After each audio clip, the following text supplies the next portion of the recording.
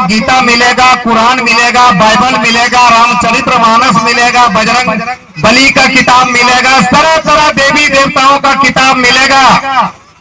लेकिन जो किताब हमें हक अधिकार के बारे में बताती है, जो किताब हमें जीने का रास्ता बताती है, जो अधिकार हमें मौलिक अधिकार देती है, वो संविधान किसी के घर में नहीं मिलेगा। तो मैं इतना कहना चाहूंगा कि जिस तरह से आप लोग, हम लोग, हमारे क्षेत्र के लोग पाखंडवाद से जकड़े हुए हैं, इन पाखंडवाद से बाहर निकले बगैर हमें पूर्ण रूप से आजादी नहीं मिल सकती है। आप जानते हैं संविधान के अनुच्छेद 13 से लेकर अनुच्छेद 32 तक मौलिक अधिकार के बारे में पूर्ण रूप से साफ सुथरी शब्दों में लिखा हुआ। लेकिन हमें पता कैसे होगा जब इस चीज को हम पढ़ेंगे नहीं। अभी मधु राव जी बहुत अच्छी अच्छी बातें बोल कर गए। बातें बोलना बहुत बड़ी बात नहीं है, हम भी बहुत बड़ी बड़ी बातें बोलकर चले जाएंगे।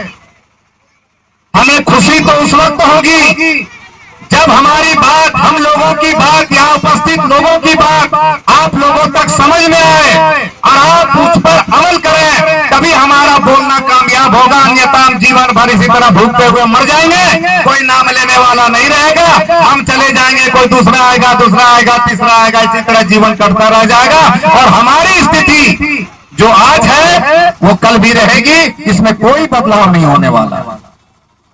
मेरा मानना है, मैं ये मानता हूं कि पूरी दुनिया में दो ही जात हैं, एक शोषक वर्ग है, एक शोषित वर्ग है। अब आप यहाँ बहुत सारे ऐसे लोग हैं जो शोषित और शोषक के बारे में नहीं जानते। शोषक वर्ग उन्हें कहा जाता है जो बंधुआ मजदूरी करवाते हैं, लोगों का हक अधिकार को खा जाते हैं, जो लोगों के ऊपर दमन शोषण करते हैं, जो लोगों के ऊपर अत्याचार करते हैं, जो लोगों को हीन भावना से देखते हैं, जो लोगों को समाज के निचले स्तर पर ले जाते हैं, उसे शोषित वर्ग कहा जाता है, शोषक वर्ग कहा जाता है। और शोषित कौन है? हम हैं, जो 5 किलो चावल के लिए लाइन में लगे हुए हैं, उसके बाद भी हमको मिल रहा है अपना हिस्सा काट के। हमारे हक का अधिकार की कोई चीज आती है, बिना घूस का, बिना भ्रष्टाचारी का कोई काम हम लोग का नहीं होता। आज हम लोग को अपना काम कराने के लिए दलाल का सहारा लेना पड़ता है। क्यों? क्योंकि हमारे अंदर जागरूकता की कमी है।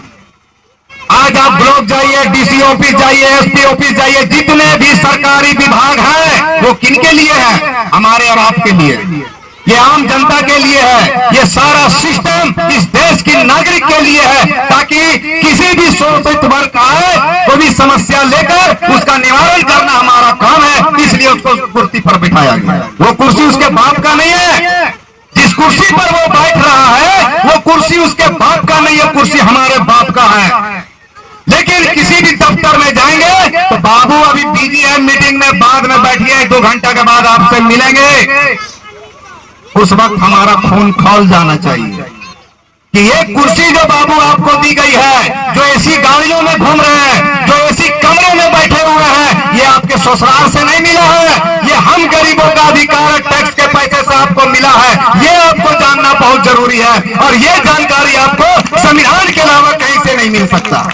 कोई पंडित और मौलवी ये जानकारी नहीं देगा, कोई पादरी या कोई जानकारी नहीं देगा। क्या देगा? क्या आज तक दिया है? क्या आज हम गरीब हैं? क्यों? क्योंकि उन मनुवादियों के विचारधारा को आज भी हम लोग पकड़ के रखे हुए हैं मजबूती के साथ। ये मनुवादी है क्या?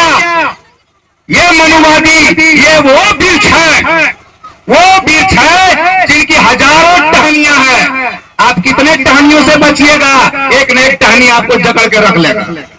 15 दिन नहीं होता ये पूजा आ गया, 15 दिन नहीं होता ये न्याय फातिया करो, 10 दिन नहीं पूरा वही त्योहार आ गया, इसमें मुर्गा देना, इसमें पाठा देना, इसमें कबूतर देना, इसमें छगरी देना, कुछ न कुछ देते रहना। तो नेता कौन है? यही मनुवादी, यही मनुवादी जो स्थापक है, ये जब लेता है। और इसी के कारण आज हम लोग गरीब हैं। जब त्योहार आता है तो हमारे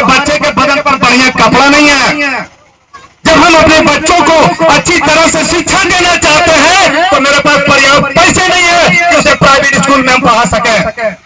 ये कार्मल स्कूल आपको पता है, सुनिए इतिहास क्या है। ये कार्मल स्कूल का गठन क्यों हुआ था? ताकि इस क्षेत्र के लोगों को, जो दलित हैं, जो पिछड़े वर्ग से आते हैं, जो आदिवासी समाज से आते हैं, जो अल्पसंख्यक समाज से आते हैं, जिनके बच्चे शिक्षा से वंचित हैं, उनके बच्चे का एडमिशन कराया जाए। 75% गरीब बच्चों के लिए कार्मल स्कूल का निर्माण हुआ था और इसका स्थापना की गई थी। आज जाकर देखिए 90% पूंजीपतियों के बच्चे वहां पर पढ़ रहे हैं और हमारे गरीब के बच्चे कहां पढ़ रहे हैं? जहां मास्टर तक नहीं है। 500 बच्चे हमारे स्कूलों में हैं, 400 बच्चे स्कूलों में हैं, जो कि सरकारी आंकड़ा बताता है कि 30 बच्चे पर कम से कम एक मास्टर होना चाहिए, या 300 बच्चे पर एक मास्टर है। अब आप बताइए कि हमारे बच्चे इस स्कूल में कौन सा शिक्षा प्राप्त करेंगे और इसका जिम्मेवार कौन है? इसका जिम्मेवार वो नेता है जो हमारा वोट लेकर सत्ता पर काबिज हो जाता है और आने वाले पूरे 5 साल हम लोग को दरकिनार कर देता है, हमारे को पहचानने से इनकार कर देता है। लेकिन साथियों, इसका दूसरा पहलू ये भी है कि सिर्फ हम सत्ता के लोगों को दोषी ठहराएंगे, ये बेईमानी होगी। कहीं ना कहीं दोष हमारे अंदर भी है। हम 10 रुपये का बैगन खरीदते हैं तो 4 बार घुरा के देखते हैं कहीं छेदा तो नहीं है, कहना तो नहीं है। एक हड़िया लिए जाते 4 बार ठोके देख भूरने नो फुटलने नो।